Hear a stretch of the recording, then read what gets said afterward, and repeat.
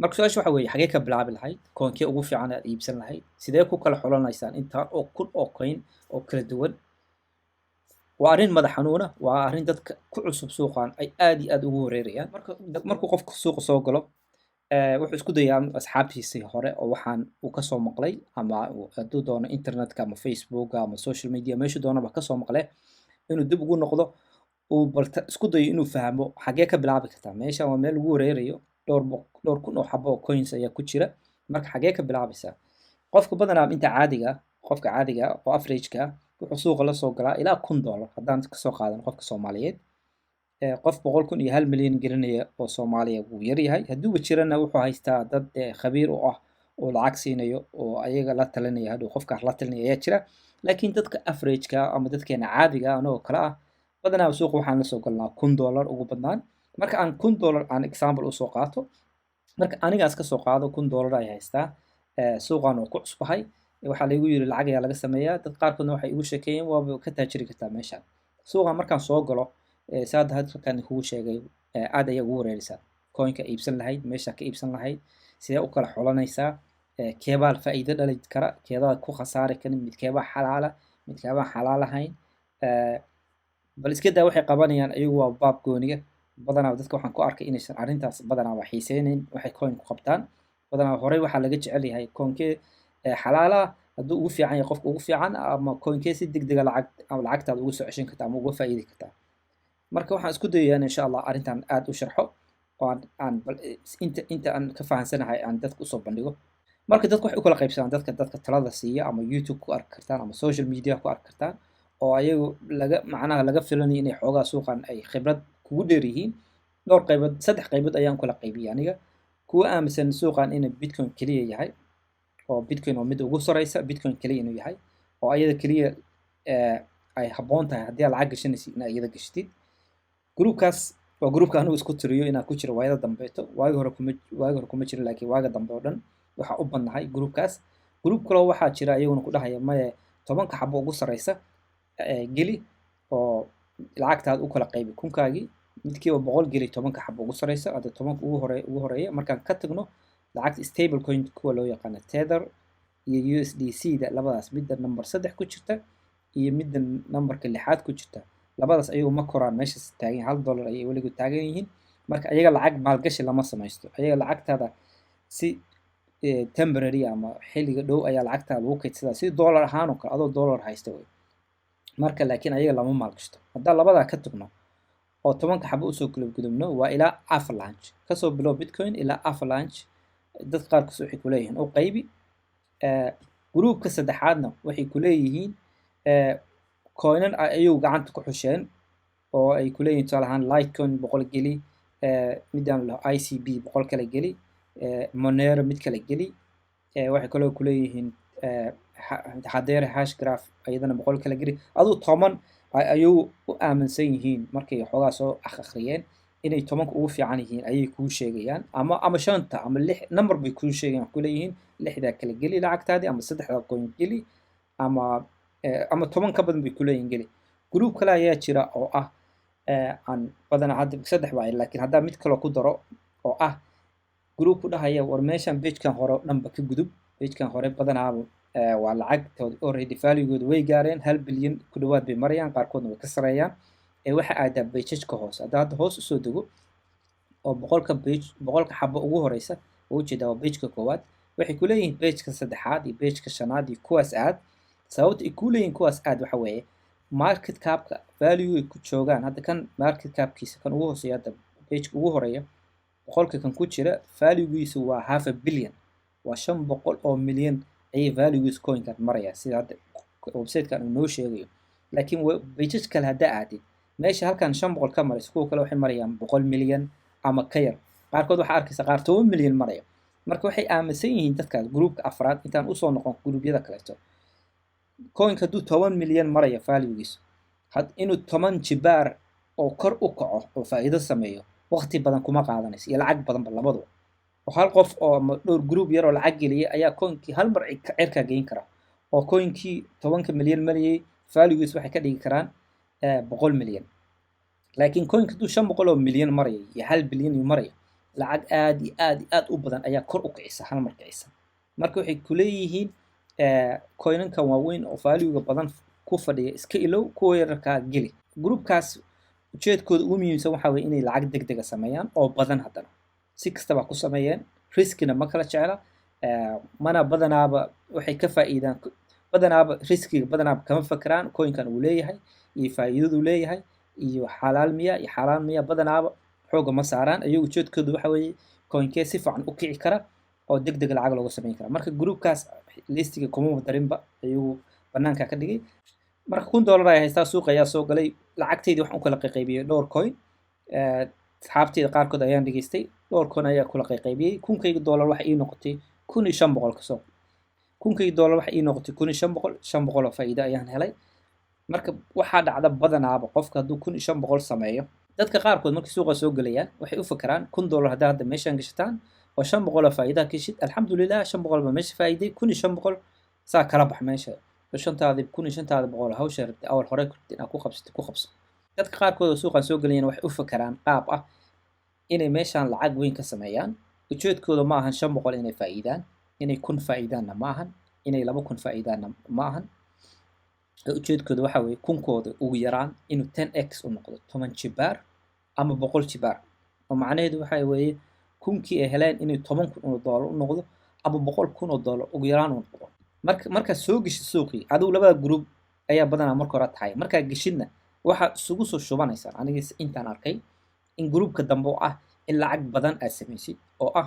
kunkaaga ugu yaraan inuu 10,000 kuu dhalo ama 100,000 si aad hal mar shaqadaadan 9 to 5ka uga nasatid ama guri uga dhisatid ama wax la taaban karo weyn oo inaad meeshii ka heshid oo aad mar dhibaatada hadda ku haysta ama culaysyada dhaqaale ku haysta uga baxdid inaad uga baxdid ayaa dadku badanaa marka ugu dambeysa isugu soo biyo shubtaan groupka dambe oo ah inay lacag badan meesha ka raadiyaan marka $1 ayaan geliyey meeshaan saad dadka macquulka hadda ugu macquulsan saad isleedihiin oo 10 xabo ugu horeysa u qaybi ku yidhi waxay lacagteeda ii dhashay 500 oo extra aniga markaa arkay 500 oo faa'iido inaa helay muddo dhowr bilood kasoo qaad badanaa waxaa dhacda inuusan lacagtii kala bixin meeshii oo waxa u muuqatay meeshii in meeshaan faa'iido laga samayn karo oo 500 uu hadda si easy ku helay oo hadda indiis ku arko marka wuxuu sameynayaa waxa la dhaho inuu lacagtii meesha u sii daayo ama uu kuwii hore intuu kala baxo kuwo kala geliyo si uu lacag 1,500 ugu noqoto haddana 2,000 marka heshidna waxaa is leedahay meeshii laba jibaar ka samee marka kadib saan hadda hore kugu sheegay ujeedka dhan waxa isugu soo shubanayaa inaad meesha lacag badan kunkaaga ugu yaraan 10,000 iyo 20,000 iyo 50,000 iyo ka samaysid ayuu ujeedka isugu soo noqonaya marka taas waa dadka intiisa badan oo suuqan soo galaya waxaa jira daily trader dal dhaho oo maalin la wax trading sameeyo sii gada soo gada samo markii lacagtooda xoogaa yar u siyaadama intay gadaan haddana soo celiyaan haddana gadaan badanaaba dadkaas waa dad aad u yar dadkaas kama hadlaya anugu laakiin waxaan ka hadlaya dadka mujtamaca intiisa badan qaabka u fikiraan waxa weeye inay marka xoogaa lacagta u fusho haddana lacagtii is yiraahdaan sii badi haddana sii badi marka waxay suuqan ku qaadanaysaa inaad muddo joogtid oo bil ka badan dhowr bilood ka badan dhowr sano ka badan ayay noqonaysaa khasab waxay kugu noqonaysaa inaad muddo sanooyina aad suuqan ku jirtid markaad sii joogtid oo waqtigu sii dheeraadana waxaa dhacaysa wax la yiraahdo khasab si lasoo arkay hore loo soo arkay inaadan mar walba aadan wax faa'iidin marka waxaa meesha nooga caddaatay in qofkii uu muddo sii joogayo ay khasab tahay inuu muddo sii joogo suu lacagta usii kordhiyo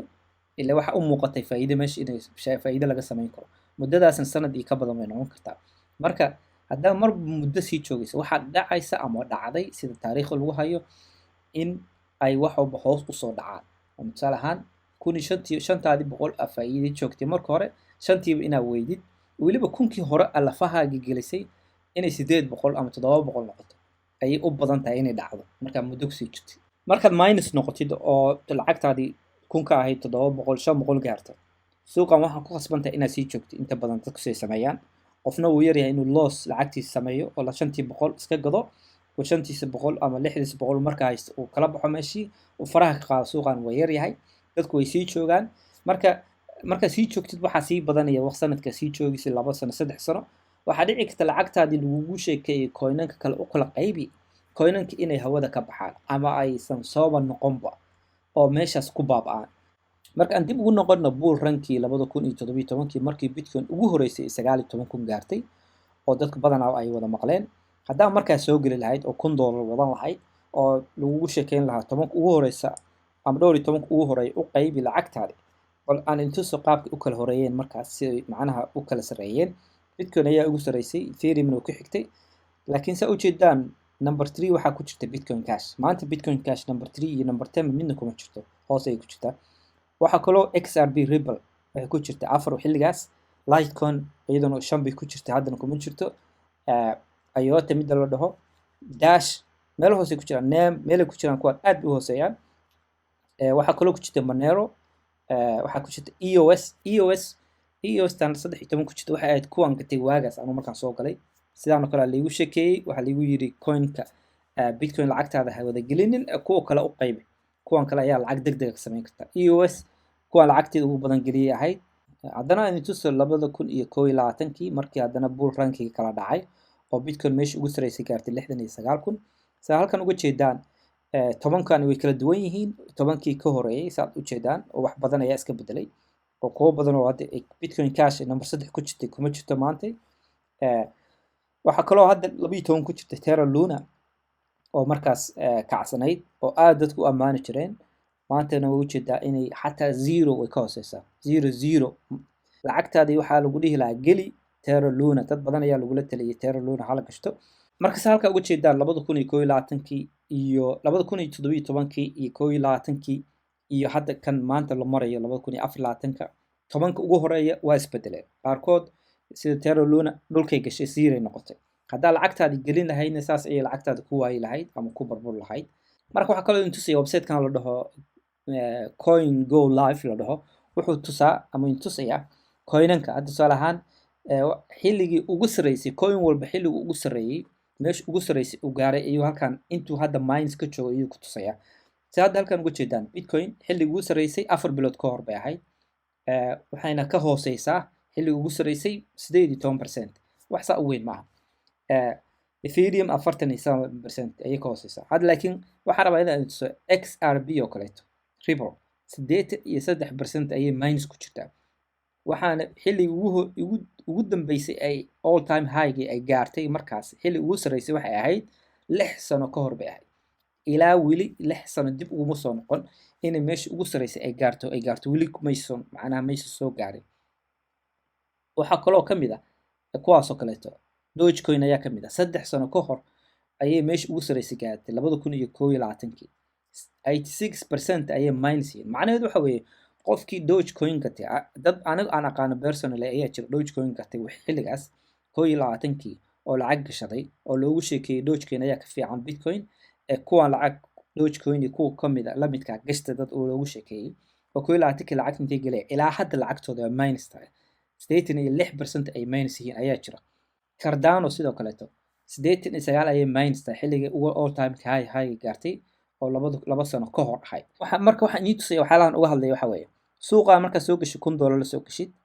1500 ka faa'iidid isla markii ka bixi maysid 1500 alxamdulillah dhihi maysid oo irid ka bixi maysid waxaad aaminsan tahay ama lagu sheekeeyay suuqan inaad ka taajir doontid shaqadaadan aad maalin walba aadid oo dhibka badan aad kaga raysan doontid guriyo iyo dhulal ku iibsan doontid ujeedka lagu soo galo suuqan waa sidaas marka taas baa maskaxdaada galaysa 1500 waxaa ku raadinaysa inay 2000 ku noqoto wadana 5000 ku noqoto wadana 10000 ku noqoto marka heerkaas aad u gaartid oo lacagtaada kugu kororto khasab waxaa dadka ku ah inay sii joogaan muddo sanad ka badan ama dhowr sano ka badan marka muddo sii joogtidna waxaa meeshan ka baxaya lacagtii aad samayn lahayd lacagtaadii hore ayaa minus galaysa lacag aad samaysid iska badaaba saa hadda website-ka in ku tusiyo coinankii hore oo waagi hore shidnaa oo la dhihi jiray waa coinanka ugu fiican oo 10ka ugu horeeyay 100ka hore ugu jira hadda intooda badan kuma jiraan qaarkood mines bay ku wada jiraan si halkan in ku tusay oo all time high-goodi wili maysa soo taaban hadda kuwan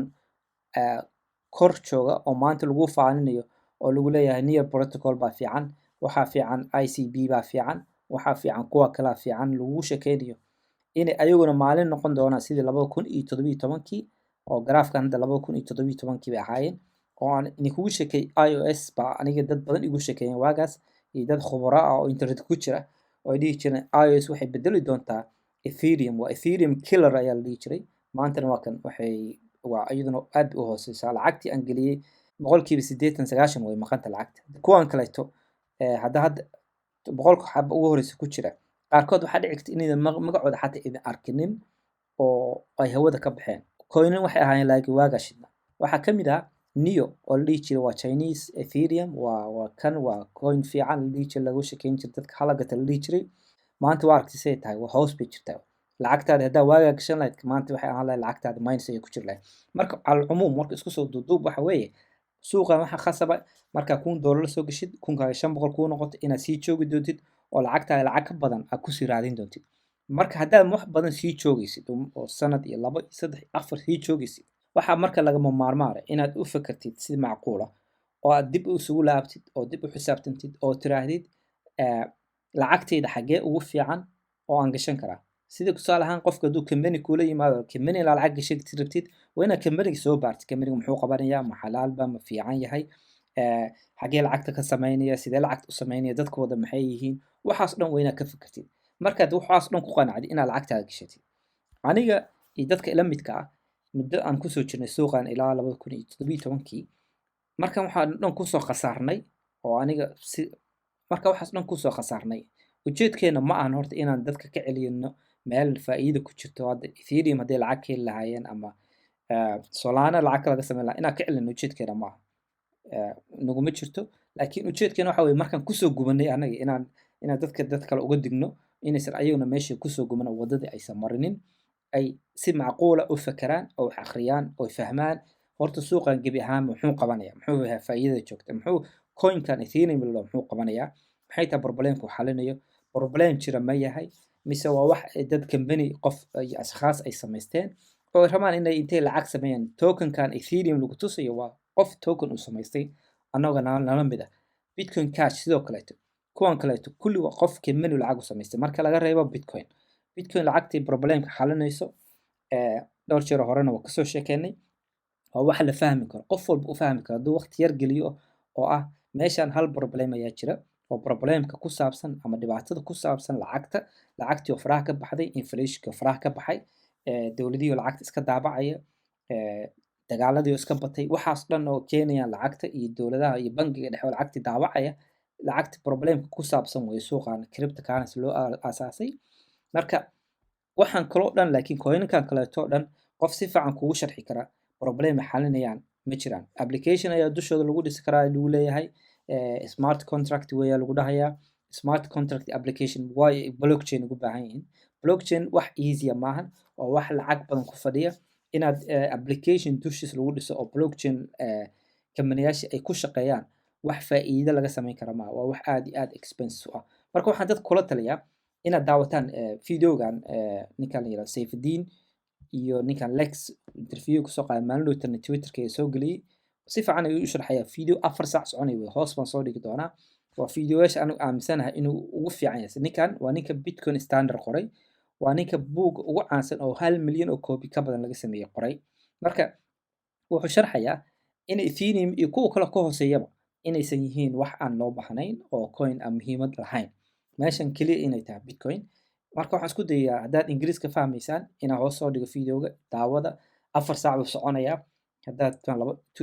2x geysta isku day inaad ku socodsiistaan oo fahantaan waxaan aaminsanahay inuu Sayfuddin Amus oo ah nin Falastiiniya oo buug ugu caansan qoray inuu yahay ninka dadka ugu muhiimsan oo Bitcoin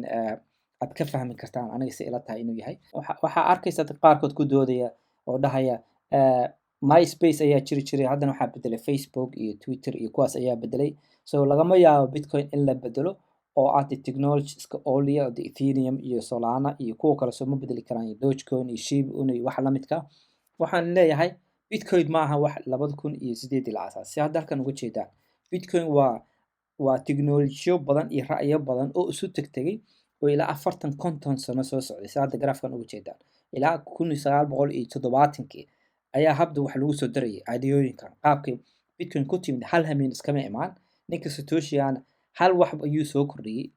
ma ahayn ujeedkii wixii dhan muusa keenin asagu hadda halkan graafkan uga jeedaan qayb ka mid weeye ilaa 74 laga soo bilaabo ilaa 2008 Satoshi Nakamoto markuu warqadii ugu horreysay soo bandhigay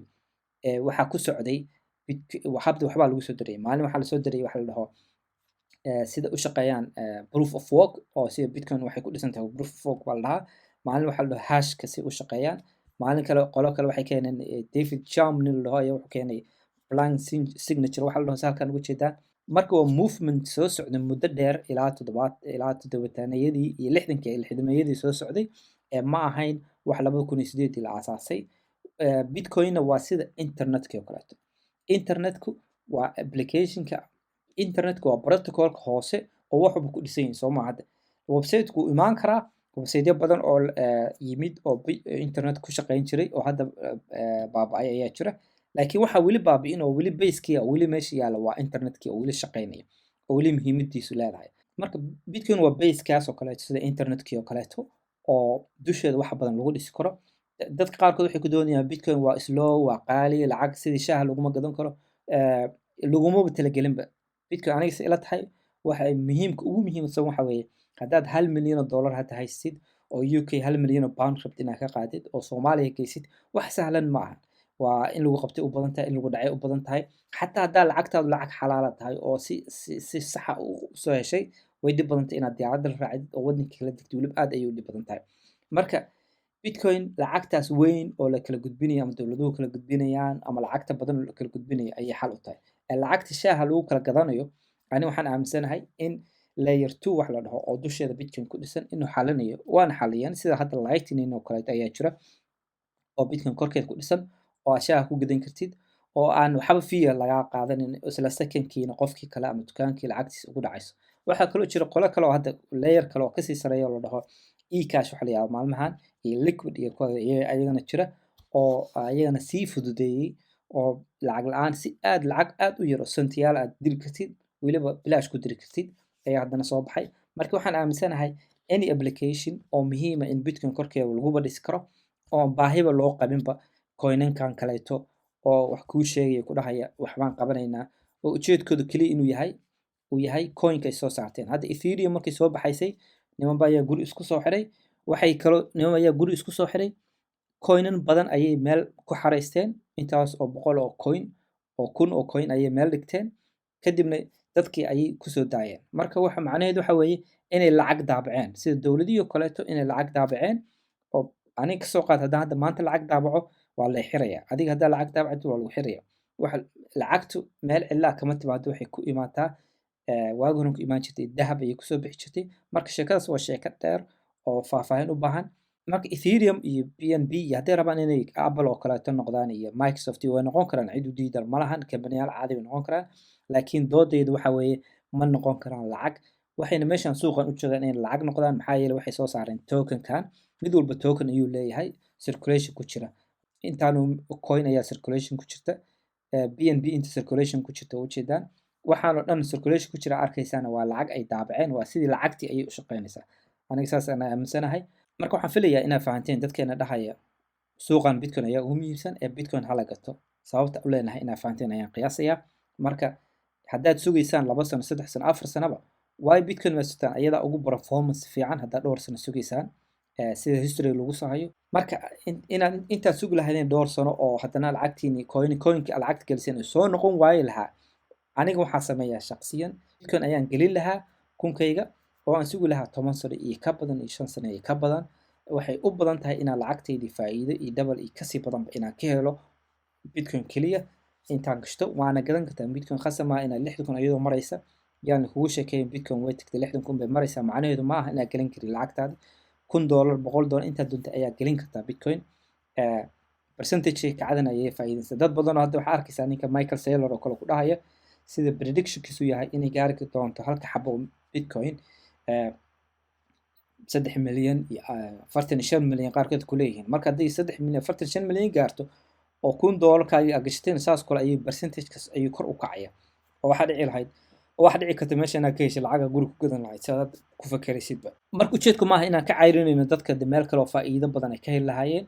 ujeedku waxa weeye casharkii aan soo aragnay annaga kusoo gubanay oo kuleelkeeda soo aragnay inaan casharkii dadka u sheegno wax faa'iido aan ka celinayno oo aan u aragno kuwa kale inay faa'iido leeyihiin ma jirto inaan dadka ka celinayno faa'iido kale oo coin kale lacag degdeg ugu sameynaya qofka ku dhahaya lacag degdeg aan u sameyno waa qof aad iyo aad iyo aad u yar percentage aad u yar weeye dadka lacagta sameeya haddaa qof walba weydiisto dadka warka ugu sheekeynaya ku dhahaya lacag ayaa meelaha kale laga sameeyaa oo lacag badan ayaan ka sameynay itus haddaad tiraahdo ma ku tusi karo marka yaan kugu wareerinin sheeko kale oo khiyaali ah waxba badan ka jirnin waxaan rajeynayaa inaad fahamteen oo aad sii akhrin doontaan bitcoin waxay tahay iyo coininkan iyo suuqaan oo dhan wuxuu yahay waxaan idinka rajeynaya inaad waqti galisaan intiidan meel kale iyo waxba lacag inayna gashaan waxaan ka rajeynaya inaad akhrisaan oo fahantaan kadib markaad fahantaan inaad suuqaan lacagtiina gashataan lacagtiina easy idinkuma soo gelin easy idinkaga bixin aad ayaa umahadsantihiin assalaamu calaykum waraxmatullahi wabarakaatu